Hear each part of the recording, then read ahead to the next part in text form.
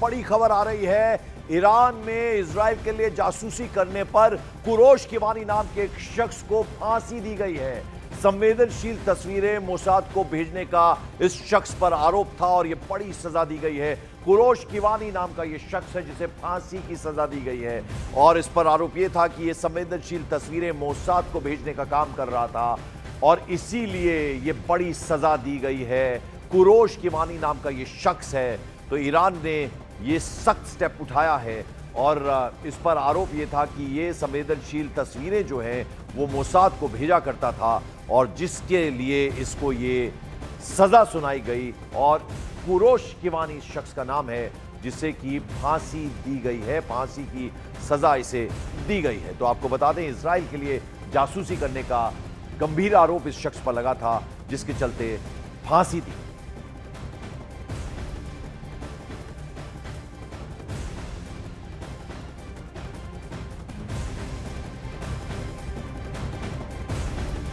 शैलेंद्र वांगू मेरे सहयोगी इस वक्त हमारे साथ जुड़ रहे हैं। शैलेंद्र, क्या जानकारी, कुरोश किवानी क्या इस पर आरोप था और कहा जा रहा है कि मोसाद को तस्वीरें भेज रहा था, कई सारी संवेदनशील तस्वीरें। देखिए, बिल्कुल पंकज, ये पहला ऐसा मामला है जब से ये वॉर शुरू हुआ है और ये वहाँ की एजेंसी जो ईरान की है वो ये कंफर्म कर रही है कि एक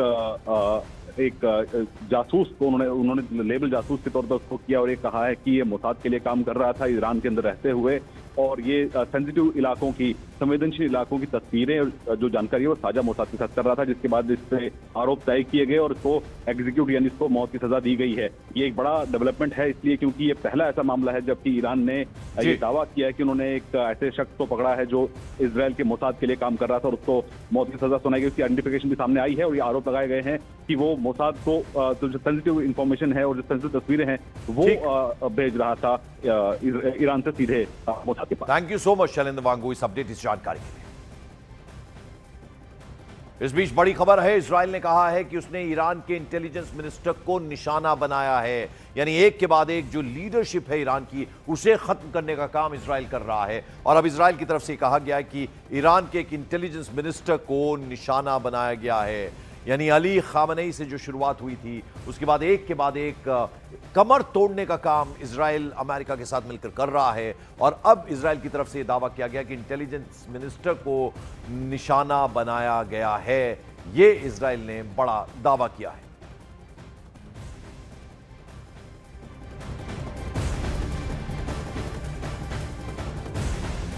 और इससे पहले आपको बता दें, जैसा हमने आपको बताया कि अब एक के बाद एक ईरान जो है ईरान के ऊपर एक के बाद एक क्लेम कर रहा है। उसका यह कहना है कि अब इंटेलिजेंस मिनिस्टर को निशाना बनाया है, यह बड़ा दावा किया गया है। यानी एक के बाद एक जो लीडरशिप है उसको खत्म करने का काम इजराइल कर रहा है। ईरान की लीडरशिप को, अली खामनेई से जो सिलसिला शुरू हुआ था वो रुकने का नाम नहीं ले रहा और अभी लारिजानी को जिस तरह से उसकी मौत की भी एक तरह से पुष्टि कर दी गई है, ईरान ने भी ये माना है और एक के बाद एक इजराइल जो है वो टारगेट कर रहा है और लीडरशिप को एक तरह से टारगेट किया जा रहा है ताकि कमर तोड़ दी जाए पूरी तरह से ईरान की। और अब जो ताज़ा जानकारी आ रही है, इंफॉर्मेशन आ रही है, वो ये कि इजराइल ने अब ये दावा किया है कि उसने ईरान के जो इंटेलिजेंस मिनिस्टर हैं उन्हें निशाना बनाया है। ये बड़ा दावा अब इजराइल की तरफ से किया जा रहा है। हालांकि ईरान पीछे हटने को तैयार नहीं है। लारिजानी के मौत के बाद से कह दिया गया है कि अब इसका अंजाम भुगतना होगा इजराइल को और ईरान पीछे हटने को तैयार नहीं है। दूसरी तरफ इजराइल भी एक के बाद एक हमले कर रहा है।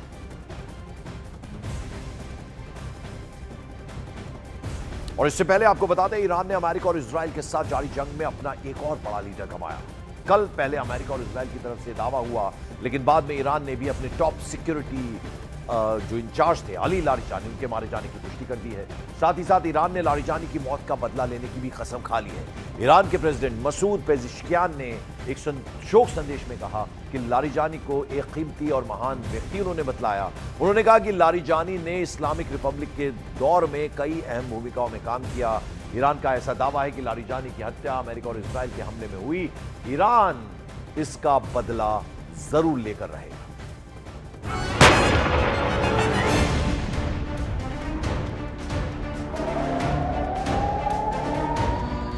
अमेरिका और इजराइल के जिस दावे को लेकर दुनिया भर की मीडिया में चर्चा होती रही, उसे अब ईरान ने भी स्वीकार कर लिया है। ईरान के विदेश मंत्री अब्बास अरागची ने अमेरिका और इजरायल के हमले में ईरान की सुप्रीम नेशनल सिक्योरिटी काउंसिल के सचिव अली लारिजानी के मौत के दावों की पुष्टि कर दी है। हालांकि उन्होंने ये भी कहा कि लारिजानी की हत्या से ईरान की सरकार को कोई झटका नहीं लगेगा। अब्बास अरागची ने कहा कि अमेरिका और इजरायल अभी तक क्यों नहीं समझ पाए कि ईरान की इस्लामिक रिपब्लिक एक मजबूत राजनीतिक ढांचे वाली व्यवस्था है, जिसमें स्थापित राजनीतिक, आर्थिक और सामाजिक संस्थाएं मौजूद हैं। किसी एक व्यक्ति की मौजूदगी या गैर मौजूदगी इस ढांचे को प्रभावित नहीं करती। वहीं IRGC यानी इस्लामिक रिवॉल्यूशनरी गार्ड कॉर्प्स ने भी लारिजानी की मौत की खबर के बारे में जानकारी दी है। लारिजानी पर उस वक्त इजराइल ने हवाई हमला किया जब वो अपनी बेटी से मिलने परदिस इलाके में गए थे। वो अपने बेटे और बॉडीगार्ड्स के साथ अपनी बेटी के घर पर मौजूद थे। तभी इजराइल की मिसाइलों ने ऐसा जबरदस्त हमला किया कि पूरी इमारत ढेर हो गई। हमले में अली लारिजानी के साथ साथ उनके बेटे मोर्तजा लारिजानी, उनके डिप्टी अली रेजा बायात और उनके कई बॉडीगार्ड्स मारे गए हैं। इससे पहले ट्रंप और नेतन्याहू ने लारिजानी की मौत का दावा करते हुए कहा था कि ईरान का टॉप ऑफिसर लारिजानी ईरान में प्रदर्शनकारियों की हत्या का जिम्मेदार था। The top person was, they say, a lot of people say their actual top was killed yesterday, along with somebody else who was responsible for the killing. The man that was responsible for the killing of 32,000 people over the last 2 weeks, he was in charge of the killing of protesters. It's an evil group. I mean, they've killed much more than 32,000 people. And the man who was responsible for that was also killed yesterday. הבוקר חיסלנו את עלי לאריג'אני. עלי לאריג'אני זה הבוס של משמרות המהפכה, שזה חבורת הגנגסטרים שמנהלת בפועל את איראן. אנחנו חיסלנו לצידו גם את מפקד הבסיס, זה העוזרים של הגנגסטרים, שהם מפיצים טרור ברחובות טהרן וערים אחרות של איראן נגד האוכלוסייה. גם שם אנחנו פועלים מהאוויר עם מטוסים של חיל האוויר, עם כטב"מים, וגם שם פועלים. उधर Iran ने भी साफ कर दिया है कि वो Ali Larijani की मौत का बदला लेगा। ईरान के राष्ट्रपति मसूद पेजेश्कियान ने शोक संदेश में लारिजानी को कीमती और महान व्यक्ति बताया। वहीं IRGC के एरोस्पेस फोर्स के कमांडर सैयद माजिद मौसवी ने ये कहकर चेतावनी दी कि अब दुश्मन का आसमान देखने लायक होगा।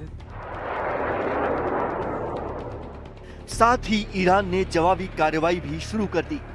ईरान ने इजराइल पर मिसाइल हमलों की 61वीं लहर चलाने का दावा किया और कहा कि ये हमला लारिजानी की शहादत का बदला है।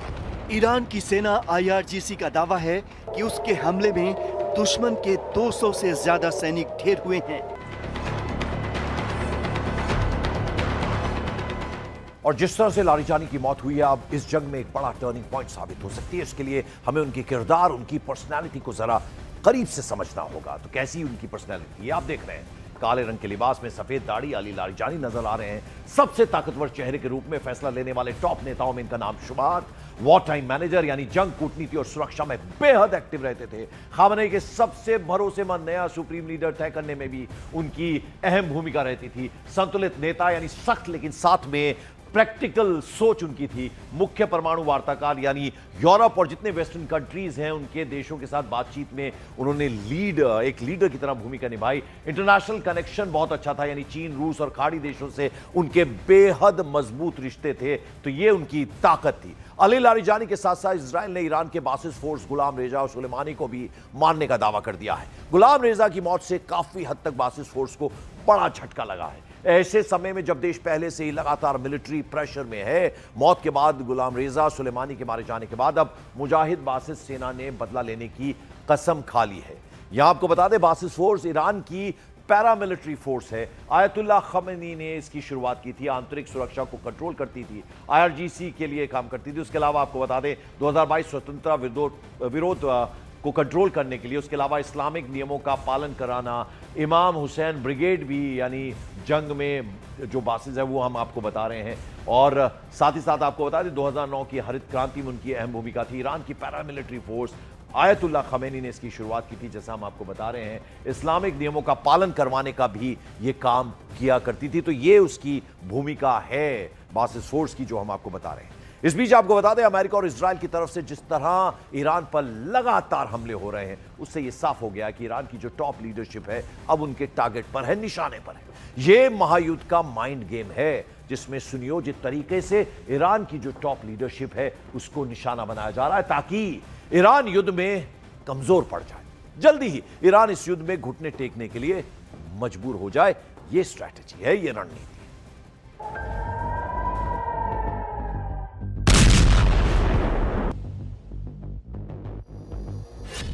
महायुद्ध का माइंड गेम।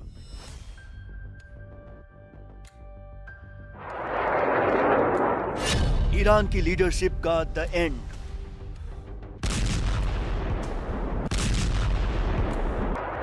अमेरिका और इजराइल जिस तरह चुन चुनकर ईरान की टॉप लीडरशिप को निशाना बना रहे हैं, उससे साफ है कि ट्रंप और नेतन्याहू ने इस युद्ध को माइंड गेम से जीतने की रणनीति तैयार की है। इसी कड़ी में चुन चुनकर उन नेताओं को निशाना बनाया जा रहा है जो ईरान की राजनीति और वहां की सेना में अपना विशेष प्रभाव रखते हैं। पहले इजराइल ने ईरान के सुप्रीम लीडर को निशाना बनाया, लेकिन जब उनकी मौत के बाद भी ईरान ने घुटने नहीं टेके, तो एक एक करके अब उन नेताओं को निशाना बनाया जा रहा है जिनकी वजह से ईरान इजराइल और अमेरिका के खिलाफ युद्ध में टिका हुआ है। अली लारिजानी भी ऐसे ही नेताओं में से एक थे, जिन्होंने अली खामनेई की मौत के बाद और नए नेता की नियुक्ति से पहले ईरान की सत्ता के संचालन में निर्णायक भूमिका निभाई और ये संकेत दिया था कि ईरान लंबे संघर्ष के लिए तैयार है। अपने मौत से पहले भी लारिजानी ईरान के 3 बड़े संकटों को एक साथ संभाल रहे थे। पहला, अमेरिका इजराइल के साथ जंग, जिस पर उन्होंने कहा था कि ईरान को लंबे संघर्ष के लिए तैयार रहना चाहिए। दूसरा, ईरान में हो रहे विरोध प्रदर्शन, जिसमें हजारों प्रदर्शनकारियों की मौत हुई। तीसरा, ईरान का न्यूक्लियर प्रोग्राम और अमेरिका के साथ रुकी हुई अप्रत्यक्ष बातचीत। इसीलिए लारिजानी की मौत से ईरान को गहरा झटका लगा है। अमेरिका और इजराइल ने एक तरफ अली लारिजानी पर हमला किया, तो वहीं दूसरी तरफ ईरान की बासिस फोर्स के चीफ गोलेम रेजा सोलेमानी को भी निशाना बनाया।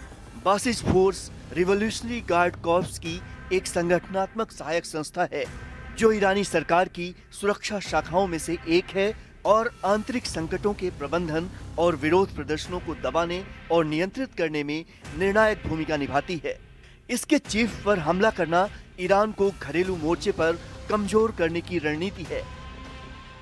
उनकी तो उन्होंने चौथी पीढ़ी की लीडरशिप तक को खत्म कर दिया था। देखिए, इस स्ट्रेटजी के बारे में सबसे पहले तो मैं ये कहूंगा कि स्ट्रेटजी नहीं है, ये नई स्ट्रेटजी नहीं है। जब से युद्ध शुरू हुए हैं ये स्ट्रेटजी काफी कॉमन है। अब महाभारत में देख लीजिए कि महाभारत को लोग कैसे याद करते हैं, जब बड़े बड़े महारथियों के वध हुए, जिनको बोलते हैं, वही वध आज की डेट में ये जो टारगेटेड किलिंग है, ये वही वध है। पहले भी ईरान के कई लीडर्स को एयर स्ट्राइक में निशाना बनाया गया, जिनमें IRGC प्रमुख Hossein Salami, air force chief Amir Ali Hajizadeh, intelligence chief Mohammad Kazemi, air defence force के चीफ दाऊद शेखियान, सुरक्षा परिषद के सेक्रेटरी अली शमकानी समेत कई बड़े चेहरे शामिल थे। मतलब इजराइल और अमेरिका के निशाने पर सिर्फ ईरान के ठिकाने नहीं, पूरी कमांड चेन है और ये सोची समझी रणनीति के तहत किया जा रहा है, ताकि उन सभी लोगों को खत्म कर दिया जाए जो इजराइल और अमेरिका के खिलाफ युद्ध में फैसले ले सकते हैं और उन्हें तगड़ा जवाब दे सकते हैं।